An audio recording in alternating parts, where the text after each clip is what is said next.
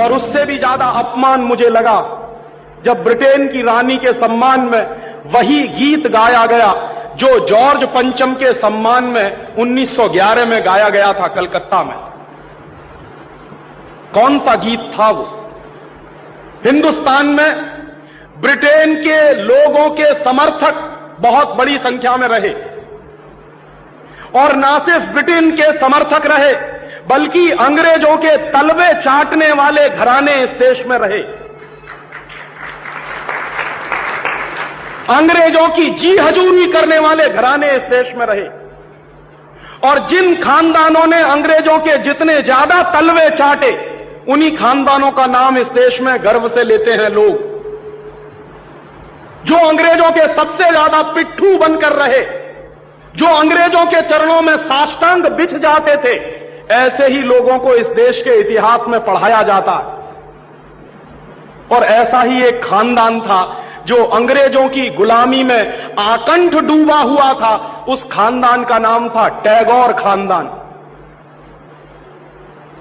और उस टैगोर खानदान का एक व्यक्ति था जिसका नाम था रविंद्रनाथ टैगोर। उस रविंद्रनाथ टैगोर ने जॉर्ज पंचम के स्वागत के लिए एक गीत लिख दिया था। और ना सिर्फ उस आदमी ने वो गीत लिखा बल्कि कलकत्ता में जब जॉर्ज पंचम पहुंचा और उस भरी सभा में जहां लाखों लोग उपस्थित थे, हिंदुस्तान की गुलामी का गीत गाया गया और ब्रिटेन के राजा का सम्मान किया गया। और यह काम रविंद्रनाथ टैगोर ने अपने मुंह से किया।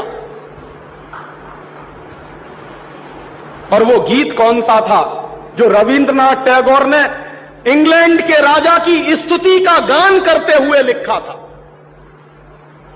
वो गीत वही है जिसको आप कहते हैं जनगण मन अधिनायक जय हे भारत भाग्य विधाता।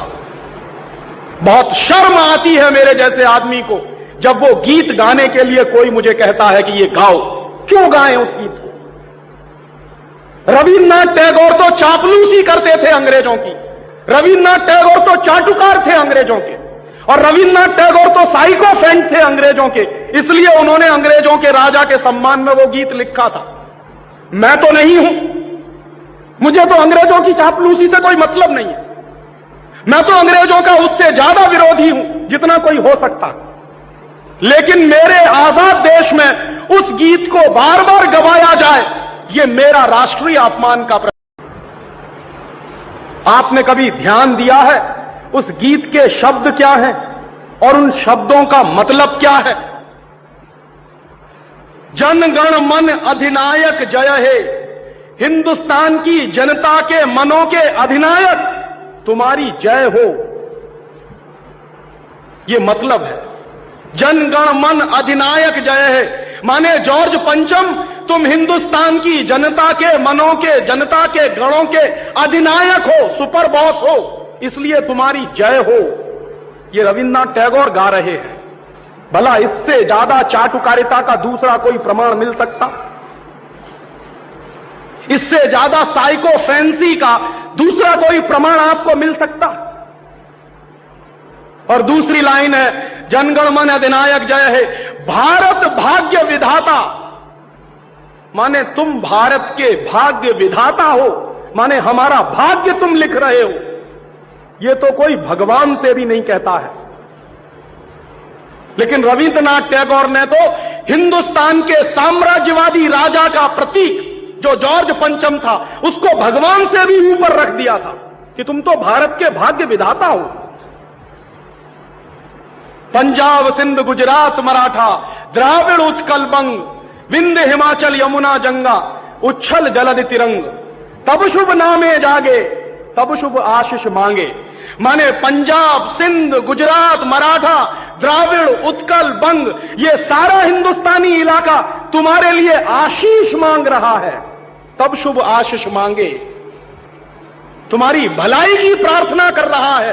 यह पूरा हिंदुस्तान जो अंग्रेजों की गुलामी में सिसक रहा था उसको रविन्द्रनाथ टैगोर लिख रहे हैं कि यह सारा का सारा हिंदुस्तान तुम्हारे लिए आशीष मांग रहा है, तब शुभ आशीष मांगे।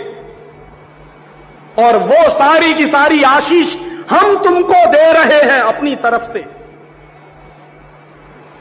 और अंत में जनगण मंगलदायक जय है भारत भाग्य विधाता, वही भारत के भाग्य विधाता तुम्हारा मंगल हो, तुम्हारा कल्याण हो। माने जो हमको गुलाम बनाने के लिए आए हैं, उनकी चाटुकारिता में कोई आदमी कितना बिच सकता है, इसका यह निकृष्ट नमूना है। और अंत में वो कह रहे हैं कि जय है जय है जय है, माने तुम्हारी ही जय है, तुम्हारी ही जय है, तुम्हारी ही जय है। ऐसा गुलामी का प्रतीक गीत ये गुलामी के दिनों में गाया गया एक ऐसे हिंदुस्तानी की तरफ से जिसको शायद आप बड़े श्रद्धा की नजर से देखते हैं। और ये गीत जब गा दिया था उन्होंने और चरणों में बिछ गए थे रविंद्रनाथ टैगोर, तब अंग्रेजों ने उनको नोबेल प्राइज दिलवा दिया था पुरस्कार के रूप में। रविंद्रनाथ टैगोर को ऐसे ही नोबेल प्राइज नहीं मिला था। अंग्रेजों ने कुछ नियम बनाए थे, कुछ परंपराएं बनाई थी। और अंग्रेजों के नियम क्या थे? जो अंग्रेजों की जितनी ज्यादा चाटुकारिता करे, जो अंग्रेजों के जितने ज्यादा पैर चाटे, उसी को अंग्रेजी सरकार राय बहादुर का खिताब देती थी। उसी को अंग्रेजी सरकार हिंदुस्तान में और इंग्लैंड में नाइटहुड की पदवियां दिया करती थी। ऐसे ही लोगों को अंग्रेजों की तरफ से इनाम मिलते थे, क्योंकि वो अंग्रेजों के चरण चाटते थे और हिंदुस्तान को गालियां देते थे। और ऐसे चरण चाटू लोग, आपने नाम सुना है, हिंदुस्तान के राजाओं के दरबार में कुछ चारण और भाट हुआ करते थे। वो चारण और भाट क्या करते थे? राजा चाहे जितना गंदा हो, चाहे जितना बदमाश हो, चाहे जितना लफंगा हो, लुच्चा हो, वो चारण और भाट हमेशा राजा की प्रशंसा ही करते थे। बदले में राजा उनको कुछ इनाम बांटता था। ऐसे चारण भाटों का खानदान है ये टैगोर खानदान, जिन्होंने ये गीत लिखा है। और मेरा अंदर से रोम रोम कांप जाता है जब कोई मुझे कहता है कि राजीव भाई जनगण मन गाइए। क्यों गाएं? हिंदुस्तान का गीत नहीं है जनगण मन अधिनायक जय। हिंदुस्तान का गीत तो वंदे मातरम रहा है।